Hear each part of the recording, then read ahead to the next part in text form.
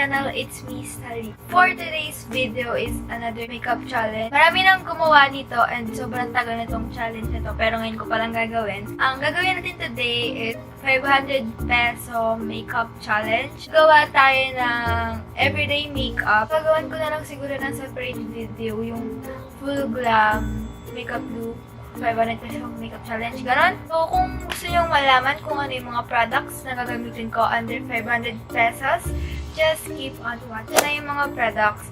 Ang una ko ipapakita is for base, itong Bench Daily Spell Magic Powder. 25 pesos ata to or 20. Next is for the blush. Mayroon ako ditong nabili. Itong Shawil na nude blush. Tatlo sila. Actually, brush itong tatlo. Pero pwede kong gamitin itong gitna as pang contour kasi medyo brown yung color niya. Pero masyadong dark. Pero ginagamit ko talaga siyang pang contour. So, nabili ko to for only 168 pesos. Bago ko pala i-continue to, itong mga products na to, ito lang yung mga makeup na nandito sa akin, yung matagal ko nang ginagamit. Hindi na ako bumili kasi parang gagastos pa ako para dito sa isang video na to. So, ito, sobrang luma. Hindi naman sobrang luma kasi hindi naman siya sobrang luma. Pero, hindi ko na kasi siya nagagamit. Kaya, nasasabi kong luma na siya. Ito ang color pencil ng Careline. Yan. Nabili ko to ng 65 pesos, ganun. So, next, itong lip tint na to. Natanggal lang yung packaging, pero this is from Tropical Kiss. Ito ay 120 pesos. You can check their IG account para ma-share nyo na 120 pesos lang talaga to, guys.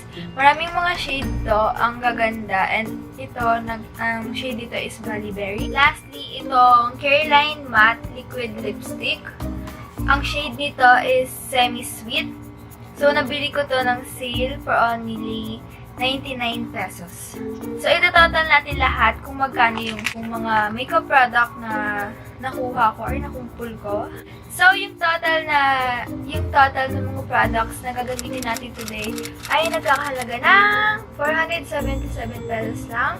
May sukli pa tayong 23 pesos. So, ayun, pwede mo na pamasahe yun or pambili ng tinapay, gano'n. Nagugutom ka. Simulan na natin yung 500 peso makeup challenge and let's start. Ayan, nakapagtanggal na ako ng makeup ko and nakapag-moisturize din ako ng mukha ko.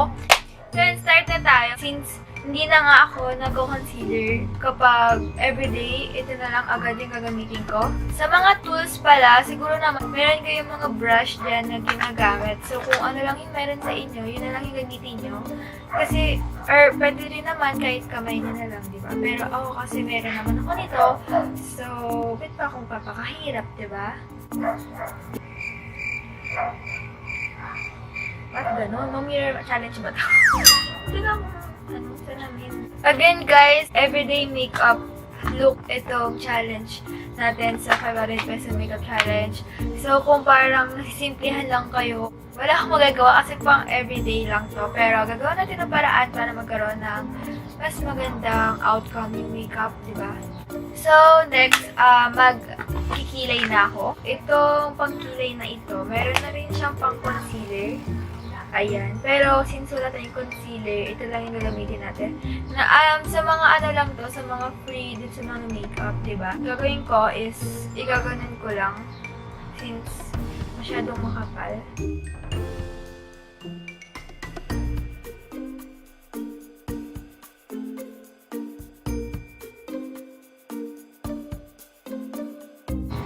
As much as possible kasi ayoko magkamali sa kilay kasi nga walang concealer. Hindi natin ma-conceal yung mga pagkakamaling ginawa natin sa kilay natin. Try natin dagdagan ng color brown nasa gitna. Ayan, try natin. So, next naman na gagawin natin is eyeshadow.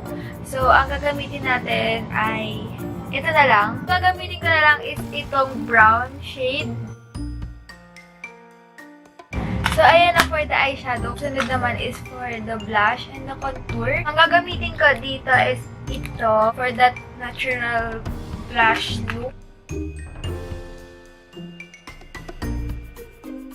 So, kung gusto niyo mag-contour kayo. Pero sa akin, Ang i-contour ko na lang is yung nose ko kasi flat yung nose ko, inaamin ko. So lastly, for the two products is for the lips, itong lip tint at saka itong matte liquid lipstick. Pagkakambainin ko sila kasi ito yung favorite kong gawin. Yung na-discover ko to.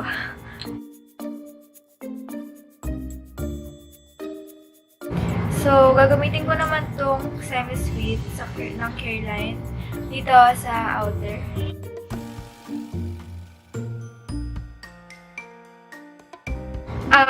Di ba may natira tayo 23 pesos? So, may mabibili naman tayo sa mga tig 10 lang, tig 15, di ba? Kasi doon ako nagsimula, yung ganung price. So, ayun, bili na lang kayo doon. Kasi maganda rin naman siya, as in nakakapag-curl din naman na lashes. So, i-curl ko siya.